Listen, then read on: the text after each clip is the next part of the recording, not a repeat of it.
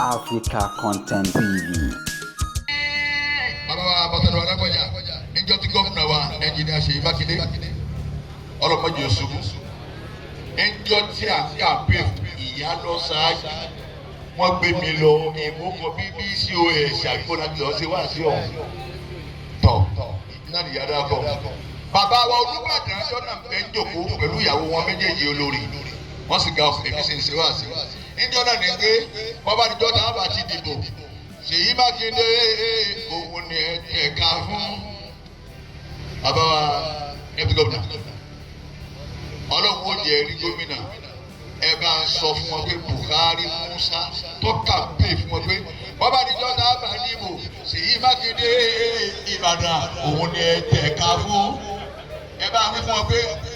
èmi lẹ́yìn wọ́n fún mi bọ́ọ̀sì wọ́n ò fẹ́ mi bọ́ọ̀sì ẹni tí ó kàmpé ló gba bọ́ọ̀sì.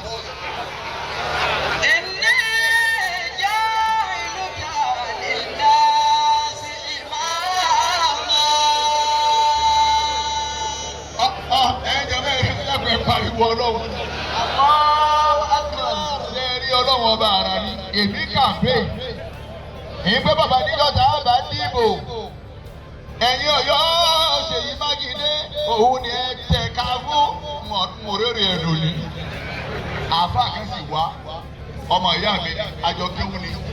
òun ìṣèwà síwájú Sheyi Makinde wọ́n sì mú bọ́ọ̀sì bẹ́ẹ̀. Èmi tí mo wá kàmpé yìí níjọ́ náà lákòókò tẹ̀lé kan ò tí ì ṣe wá sí Sheyi Makinde ìyá bẹ́ẹ̀ ni ẹnì kan ò tí ì ṣe wá sí Sheyi Makinde jọ́nà èmi nàbà wà àwọn tó wà bẹ́ẹ̀ ọlọ́mọsà kẹwàá bá Olúbàdàn èmi nàbà wà. Bẹ́ẹ̀ ni ọlọ́run tí mo ṣe nu bàbá àwọn tí ọ̀tọ̀ síwájú ẹ wo gan ẹ bá jíṣẹ́ rẹ́fẹ̀rẹ́nsì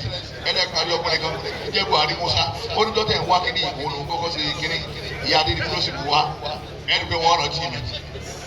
ẹ̀sà rẹ́fẹ̀rẹ́nsì ọlọ́run ní pa àwọn ọmọ yín kí ẹsẹ̀ mi ti rí bọ́ọ̀sì nígbà.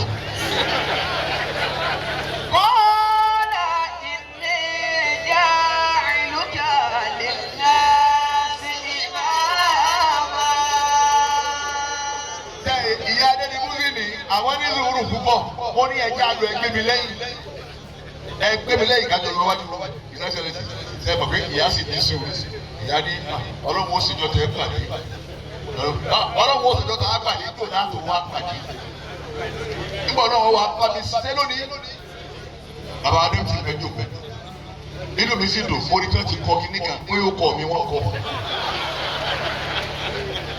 wọ́n ti kọ́ kíní kan pé wọ́n kọ́ Buari Musa láti lọ nínú àbúrò bí bàbá adé ti kọ́ bàbá adé ti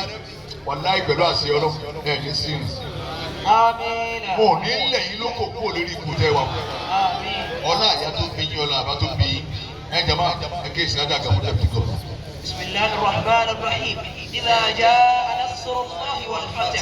wa ra'aita an-nasa yadkhuluna fi dinillahi afwajan fasabbih bihamdi rabbika wastaghfirhu innahu kana tawwaba.